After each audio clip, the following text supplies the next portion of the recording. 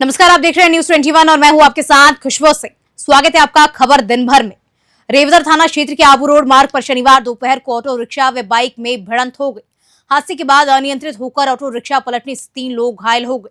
घायलों को एम्बुलेंस की सहायता से रेवदर अस्पताल लाया गया, जहां प्राथमिक उपचार कर 3 घायलों को हायर सेंटर रेफर किया गया।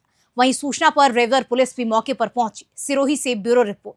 कछुमर कस्बे में राष्ट्रीय स्वयंसेवक संघ द्वारा कस्बे के विभिन्न मार्गों से कतारबद्ध होकर पथ संचलन निकाला गया। स्वयंसेवकों ने राष्ट्रीय धुनों के साथ ढोल बजाकर पथ संचलन किया, इसका कस्बे के लोगों ने पुष्प वर्षा कर स्वागत किया। पथ संचलन में कछुमर व खेडली सहित क्षेत्र के स्वयंसेवकों ने हिस्सा लिया। कछुमर से अखिलेश शर्मा की रिपोर्ट। विप्र फाउंडेशन जालोर सांचौर द्वारा सायला के निकटवर्ती गांव तुरा में श्री खेतेश्वर धाम जूना माला मंदिर में विप्र प्रतिभा महाकुंभ का आयोजन किया जा रहा है। विप्र महाकुंभ का आयोजन आज सुबह 10 से प्रारंभ किया गया। विप्र फाउंडेशन राजस्थान के प्रदेश अध्यक्ष अशोक राजपुरोहित, प्रदेश महामंत्री दिनेश दवे, जिला अध्यक्ष नैन सिंह राजपुरोहित, संयोजक मांगीलाल राजपुरोहित, उपाध्यक्ष जबर सिंह राजपुरोहित, जिला महामंत्री डॉक्टर घनश्याम व्यास, ब्लॉक अध्यक्ष सांवरमल पुरोहित दादल, ब्लॉक महामंत्री हरमत सिंह राजपुरोहित, ब्लॉक मंत्री पहाड़ सिंह राजपुरोहित सहित विप्र पदाधिकारियों के निर्देशन में यह आयोजन किया जा रहा है। आयोजन के लिए विविध चौराहों पर होर्डिंग्स बैनर लगाकर घर घर आमंत्रण पत्रक व सोशल मीडिया के माध्यम से विप्र बंधुओं को निमंत्रण भेजा गया है। सायला से खीम सिंह राजपुरोहित की रिपोर्ट। अलवर में अपराधियों के हौसले इतने बुलंद हो गए हैं कि कांग्रेस सरकार में कैबिनेट मंत्री रही बानसूर विधायक शकुंतला रावत के अलवर स्थित अशोक विहार मकान में पिछले 25 दिन में एक अज्ञात शख्स 3 बार घुस गया। पूर्व कैबिनेट मंत्री शकुंतला रावत का कहना है कि उनके परिवार के किसी बाहरी व्यक्ति द्वारा रेकी की जा रही है, जिससे उनके परिवार को जान का खतरा है। साथ ही उन्होंने कहा कि प्रदेश के मुखिया भजनलाल प्रदेश के आमजन की सुरक्षा की चिंता के बिना विदेशों में घूमते हुए नजर आ रहे हैं। पूरे मामले की सूचना मिलते ही नेता प्रतिपक्ष टीकाराम जूली जी अशोक विहार स्थित शकुंतला रावत के आवास पर उनसे मिलने पहुंचे। नेता प्रतिपक्ष टीकाराम जूली ने कहा कि प्रदेश में अपराध पिछले 10 महीनों में काफी बड़ी मात्रा में बढ़े हैं। अपराधों को रोकने में राज्य सरकार पूर्णतः विफल साबित हो रही है, जबकि राज्य के मुखिया भजनलाल ने कहा था कि या तो अपराधी राजस्थान छोड़ दे या अपराध करना छोड़ दे, लेकिन प्रदेश में आमजन प्रदेश छोड़ने को मजबूर है। अपराधी खुलेआम घूम रहे हैं। हालांकि पूरे मामले में पुलिस ने एक नाबालिग युवक को डिटेन किया है। युवक से पूछताछ जारी है। अलवर से ब्यूरो चीफ प्रदीप गोयल की खास रिपोर्ट। कर रहे हैं तो पुलिस का काम क्या है? पुलिस को ये तो है नहीं जो दिन भर जो है लोगों के डंडे मारे, गरीबों की ठेलियों को हटाए, जो अनजान लोग हैं उनके चालान भरे। ये काम पुलिस का बच गया क्या?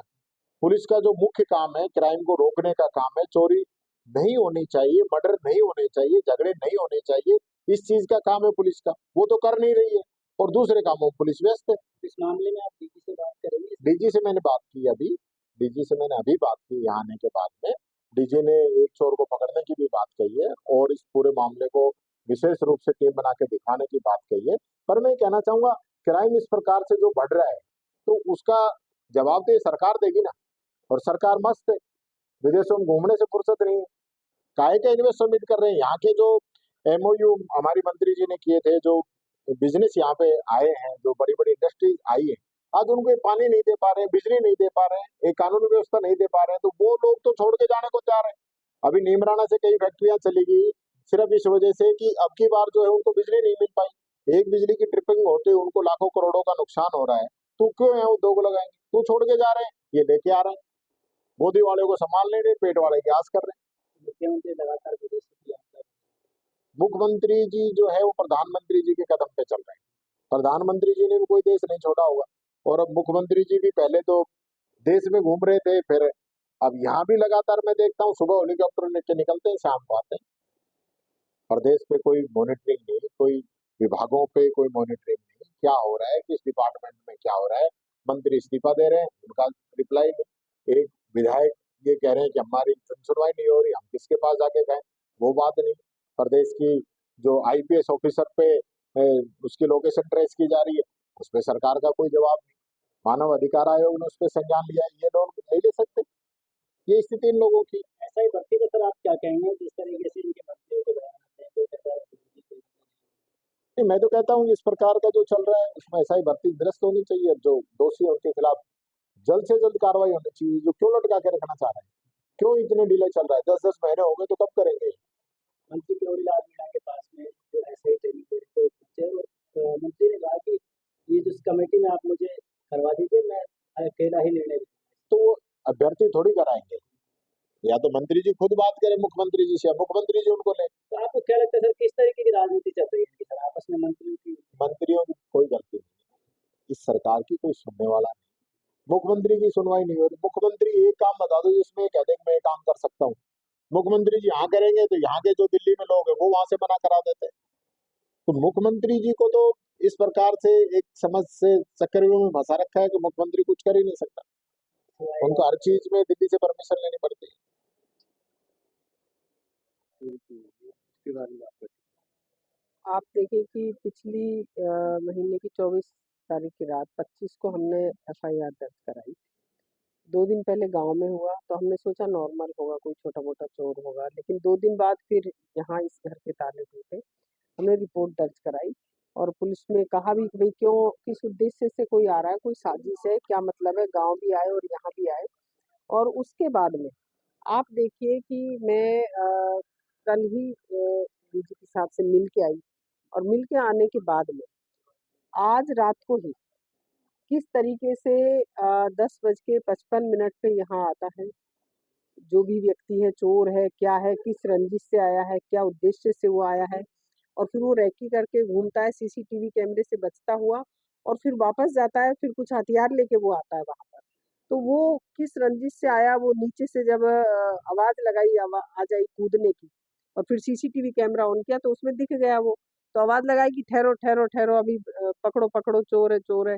तो वो एकदम से भाग छूटा, और वो जो सरिया पटक के गए इतना भारी है, अगर गेट खोल दे और उसको वो सर पे मारे तो मतलब कोई बचने का नो चांस है। तो वो किस मारने के उद्देश्य से था कि मर्डर करता, क्या करता, तो ये एक गंभीर विषय है। इसकी एक निष्पक्षता से और अच्छे तरीके से जांच होनी चाहिए। इसको कोई उच्च अधिकारी जांच करे, इसका पता लगे कि तीसरी बार लगातार क्यों यहीं पर आ रहा है, तो क्या किसी की रंजिश है। तो इस बीच में जो चोरी की घटना हुई है उसमें कोई माल आपके यहाँ से नहीं नहीं, ऐसा कुछ नहीं किया उसने। वो लेने के, चोरी के नाम पे कोई चीज सामान नहीं टच नहीं करता है, लेकिन वो आता क्यों है, तो यही तो एक सोचनीय विषय है कि वो क्या किसी तरीके की मतलब मारने के लिए हमें घूम रहा है, क्या कोई क्या उसका उद्देश्य है, उसके पीछे कौन है, ये रात जानने का विषय। 30 साल में कभी भी हमारे यहाँ पर कोई किसी तरीके की घटना नहीं घटी, और अब इस तरीके की घटना घटी है तो ये सोचने का, पुलिस को इसकी तह तक जाना चाहिए। अभी तक कोई पकड़ा गया है?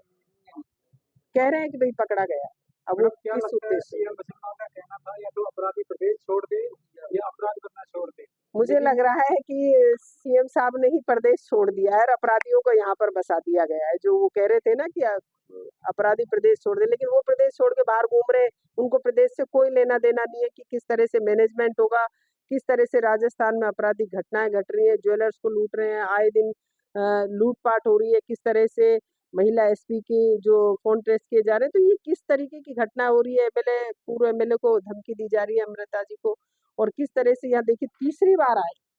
तो ये एक बड़ा सोचनीय विषय है। तो पुलिस प्रशासन और जो सरकार, जो भजन लाल जी कह रहे थे, तो मुझे लगता नहीं है। माननीय मुख्यमंत्री महोदय, जागो राजस्थान। सिखों के चौथे गुरु श्री गुरु रामदास जी प्रकाश पर्व गुरुद्वारा सिंह सभा श्री माधोपुर में आज शनिवार को हर्ष और उल्लास के साथ मनाया गया।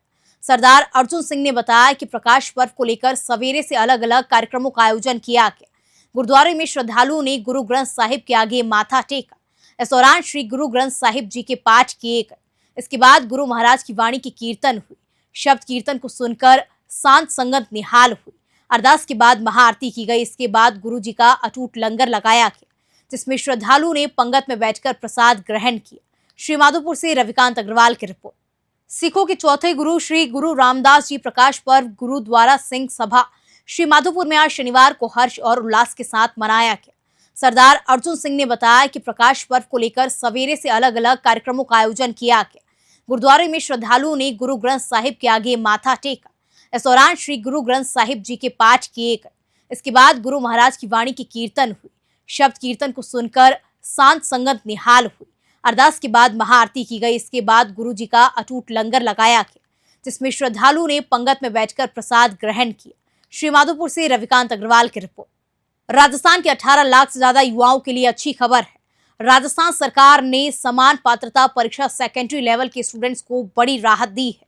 मुख्यमंत्री भजनलाल शर्मा ने बताया कि अब समान पात्रता परीक्षा में हिस्सा लेने वाले स्टूडेंट्स अपना एडमिट कार्ड और आधार कार्ड दिखाकर परीक्षा शुरू होने से 2 दिन पहले और परीक्षा खत्म होने के 2 दिन बाद तक राजस्थान के किसी भी शहर, गांव या कस्बे से सरकारी बसों में फ्री में सफर कर सकेंगे। शनिवार को मुख्यमंत्री भजनलाल शर्मा ने सोशल मीडिया प्लेटफॉर्म एक्स पर एक पोस्ट करते हुए कहा कि छात्रों के हितों और उनकी सुविधाओं को ध्यान में रखते हुए हमारी सरकार ने समान पात्रता परीक्षा सीनियर सेकेंडरी लेवल सेट में शामिल होने वाली सभी परीक्षार्थियों को परिवहन निगम की बसों में राज्य की सीमा के अंदर विशेष यात्रा सुविधा देने का फैसला किया है। ये सुविधा परीक्षा से 2 दिन पहले और परीक्षा खत्म होने के 2 दिन बाद तक उपलब्ध रहेगी, जिसके अंतर्गत परीक्षार्थी अपने निवास स्थान, कोचिंग संस्थान या फिर प्रदेश के किसी भी हिस्से से परिवहन निगम की बसों में अपने परीक्षा केंद्र तक फ्री में सफर कर सकेंगे। जयपुर से ब्यूरो रिपोर्ट। प्रधानमंत्री नरेंद्र मोदी राजस्थान में अगले महीने 7 विधानसभा सीटों पर होने वाले उपचुनाव के प्रचार का आगाज जयपुर से करेंगे। जयपुर के चाकसू के पास दादिया में 27 अक्टूबर को उनकी जनसभा प्रस्तावित है। इस सभा में पीएम उपचुनाव वाली 7 सीटों को साधेंगे। जनसभा में जयपुर संभाग में आने वाली दौसा, झुंझुनू के साथ देवली, उनियारा विधानसभा सीट के प्रत्याशी घोषित हो गए तो कार्यकर्ता मौजूद रह सकते हैं। मोदी ईआरसीपी पीकेसी परियोजना का शिलान्यास भी कर सकते हैं। इस परियोजना से प्रदेश के 21 जिलों को पीने और सिंचाई का पानी मिलेगा। इस परियोजना में अधिकतर जिले पूर्वी राजस्थान के हैं। उपचुनाव वाली 2 विधानसभा सीट दौसा और देवली, उनियारा भी इन जिलों में शामिल है। ऐसे में भाजपा उपचुनाव से पहले पीएम के हाथों परियोजना का शिलान्यास करवाकर इसका लाभ चुनाव में भी उठाना चाहती है। जयपुर से ब्यूरो रिपोर्ट। फिलहाल खबरों में इतना ही। आगे की तमाम खबरों को देखने के लिए आप यूं ही जुड़े रहिए न्यूज़ 21 के साथ।